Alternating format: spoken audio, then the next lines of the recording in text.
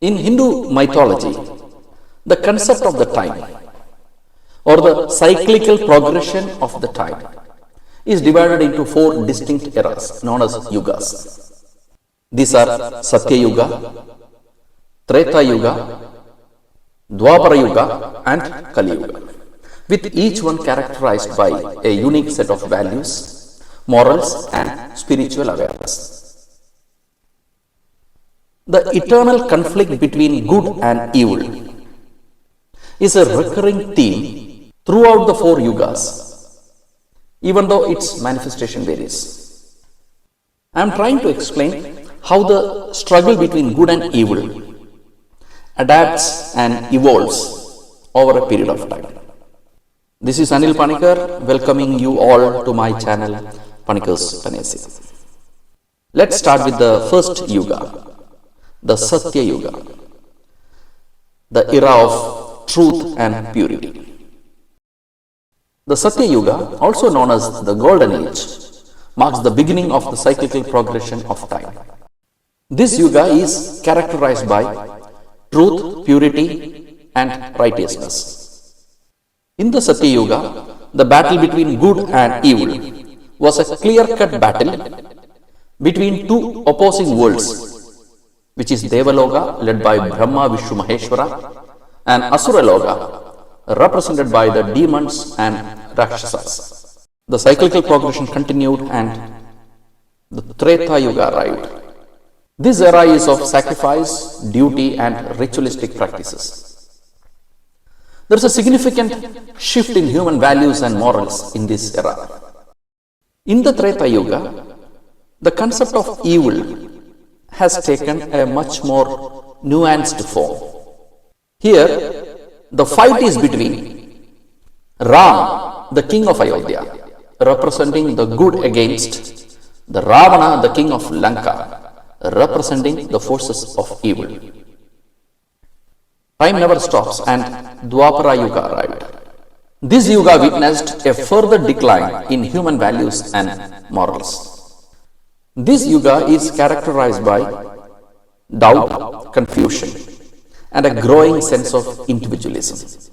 In the Dwapara Yuga, the concept of evil has become increasingly complex.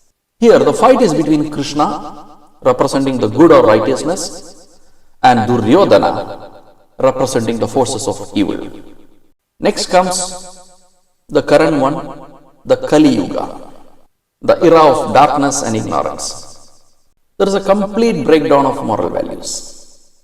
During this era, individuals have become completely focused on their individual desires, interests, and leading to a sense of disunity and fragmentation. In the Kali Yuga, the concept of evil has become increasingly internalized as well as complex.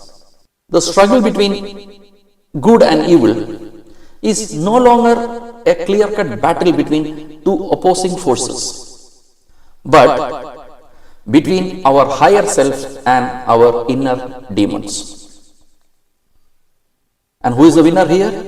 It's up to us to decide who emerge victorious. So initially, the war started between two worlds, Asuraloka and Devaloka, as in Satya Yuga. Then it has become a war between two countries, Ayodhya and Lanka, as in Treta Yuga.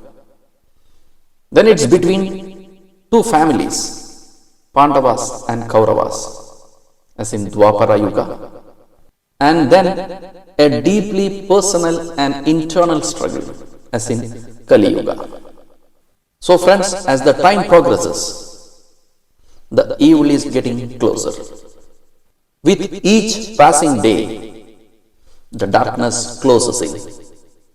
As we navigate through the challenges of this Kali Yuga, it is very essential for us to recognize that the outcome of this battle between good and evil purely depends on us. Only two types of people would prevail this. Number one, goodness prevails only when supported by a solid platform. Whoever can provide this would survive. Number two, conquering one's inner demons is the key to success. Whoever has mastered this art would also prevail. Friends, let's begin to create a more harmonious and balanced world.